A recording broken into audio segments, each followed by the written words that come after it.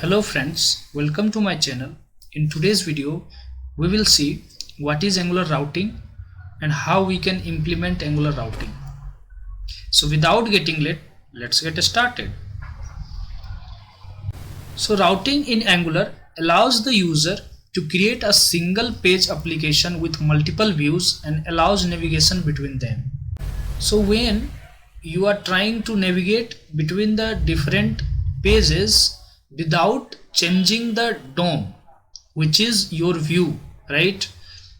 In that case you need to use routing.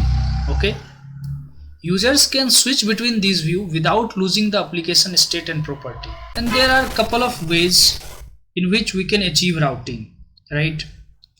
One is using RouterLink and another is using the methods like navigate and navigate by URL, which is provided by the router class.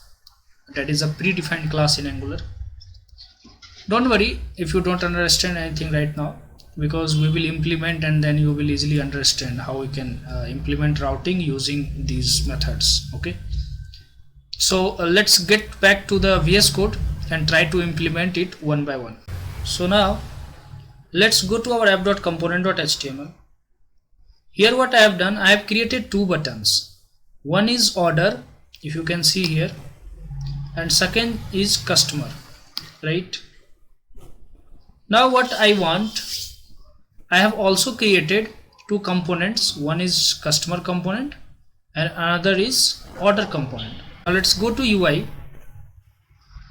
You can see here two buttons, one is order and one is customer. So what we want, if we click on order, the content of order component renders here, and if we click on customer, the content of customer component renders here, right? So that we can switch between the contents of customer and order, right?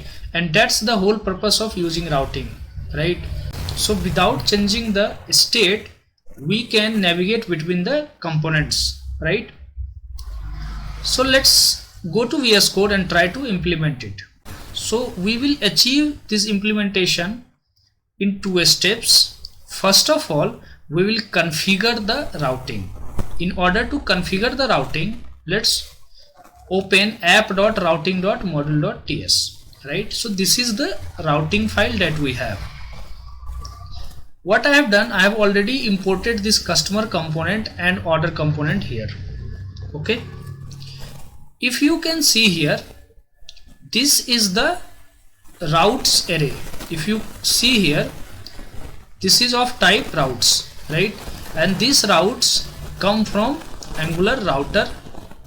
Okay, and if you see here imports, we have router module.forRoute.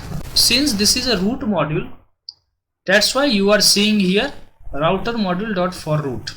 Okay, in the next upcoming videos I will also show you there are different properties inside this router module. We will have the child thing also here. Okay, so don't worry about that. So first of all, we will configure the route. Okay, so for that what we will do, we will create one object. Okay, and we will configure the route for both component. First we will create the route for customer component and then we will configure the route for order component. In order to configure the route of each component, we will take one object for each component. So let's take one object for customer component, and here we have one property, that is path. Okay, so in the path you can give any string value, so that by using that string value you can navigate to that component. Okay, so let's implement it. You will slowly understand what I'm trying to say. So let's give here path as customer. Okay, and then give a comma, and we have another property, that is component, right? And let's give customer component here as a value. Okay, So what I have done here, on this path customer, we will open this customer component. Okay, you can give any string value here, but I have given this customer because it is convenient to understand that we are trying to route to the customer component, right? So this object will help us in order to route to the customer component. Now let's write another route for the order component. So let's take one more object and give path as order. Okay, give comma and then same component and give the name of component that you want to route. Okay, so give it as order component. Okay, so the first step is completed. We have configured the route for customer and order component. Now let's go to our app.component.html.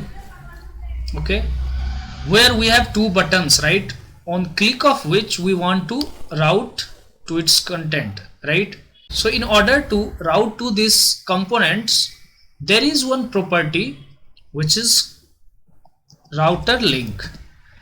Okay, equals to, now on click of this order button you want to navigate to the order component, right? And in the app.routing.module.ts we have configured the path, right?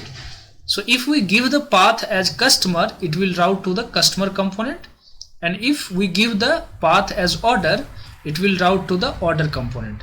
So here for the order component we have given the path as order. So copy this path, go to your app.component.html, and in the router link paste it. Similarly for customer also write the router link and go to your app.routing.ts file. You can see for customer component we have this path, right? So copy this, go to your app.component.html, and in the router link property give the value as customer. Okay, so now we have given this router link, right? Now let's go to our UI and see whether this routing works. If I click on order, if you see here, right, on the top the path has changed, right? Now it is coming as localhost 4200/order, but you cannot see the content of order component, right? And if I click on customer, you can see the routing is changing here, right? The path is changing here, /customer is coming here, but the content is not coming here, right? So we must have made some mistake. So I will tell you what we have done wrong here. There is one selector which is router outlet. Okay, router outlet.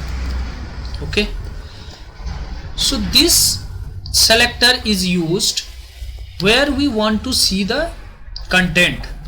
So below these two buttons we want to see the content of routing, right? So we have put this router outlet here.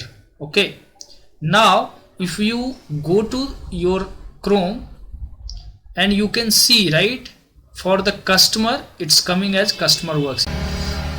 So this is how we can implement routing using RouterLink. In the next tutorial we will see how we can implement routing using navigate and navigate by URL, and we will also see the difference between navigate and navigate by URL. That's it for this video. If you haven't subscribed my channel, please do subscribe my channel to get more updates. Thanks and have a nice day.